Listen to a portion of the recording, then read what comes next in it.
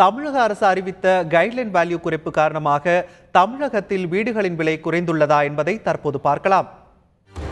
கடந்த ஜூன் 8ஆம் தேதி தமிழக அரசு 33% கைட்லைன் வேல்யூவை குறைத்துவிட்டு பதிவு கட்டணத்தை 1%லிருந்து 4% உயர்த்தியது.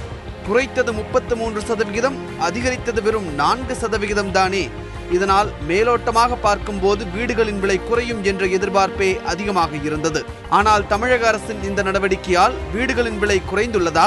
இதனால மார்க்கெட் அஃபெக்டும் ஆகல, இதனால இம்ப்ரூவ் பண்ணல. இது மக்களுக்கு நல்லது பண்ண வேண்டும் என்று பண்ணியிருந்தால் கண்டிப்பாக கைட்லைன் வேல்யூ மட்டும் குறைத்து விட்டு அப்படியே விட்டிருந்தார்களானால் மக்கள் நிறைய சேவ் பண்ணியிருப்பாங்க. ஃபார் எக்ஸாம்பிள், இப்போ நீங்கள் ஒரு வீடு வாங்குறதுக்கு ஒரு 6 லட்சம் 20 லட்ச ரூபாய்க்கு ஒரு ஃப்ளாட் வாங்குறீங்க. அதில் லேண்ட் காஸ்ட் 6 lakhs இருக்குன்னு வச்சுங்க. இப்போ நம்ம ஒரு 8% போட்டிங்கன்னா 48,000 ரூபா ரெஜிஸ்ட்ரேஷன் காஸ்ட் வரும்.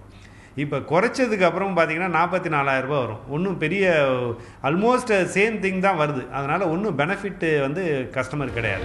வீடுகளின் விற்பனை குறைந்துள்ளது, வீட்டுக்கடன் வாங்குபவர்களின் எண்ணிக்கை குறைந்துள்ளது என்ற தகவல் வெளியாகி வரும் நிலையில் இந்த சரிவு தமிழக அரசு எடுத்த கைட்லைன் வேல்யூ குறைப்பு மற்றும் பதிவு கட்டணம் உயர்த்தப்பட்டதால் மட்டும் அல்ல என்கின்றனர் இந்த துறை சார்ந்தவர்கள்.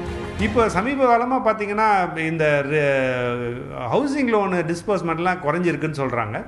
அதுக்கு காரணம் கைட்லைன் வேல்யூனால் மட்டும் இல்லை, இதில் இப்போ ஜிஎஸ்டி ரியராங்கிற இம்பேக்ட்லாம் இருக்கிறதுனால கொஞ்சம் டிஸ்பர்ஸ்மெண்ட் எல்லாம் கம்மியாக இருக்குது. அதுதான் முக்கியமான ரீசன்.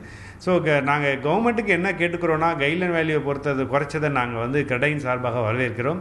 ஆனால் ரெஜிஸ்ட்ரேஷன் சார்ஜை கண்டிப்பாக இம்மீடியட்டாக அவங்க பழைய நிலைமைக்கு கொண்டு வரவில்லை என்றால் இதனால் எந்த வருமானமும் கவர்மெண்ட்டுக்கு வராது என்பதுதான் உண்மையில் தமிழக அரசு எடுத்துள்ள நடவடிக்கை யாருக்கும் பலன் தரவில்லை என்ற கருத்துதான் கட்டுமானத்துறை சார்ந்தவர்களின் கருத்தாக இருக்கிறது.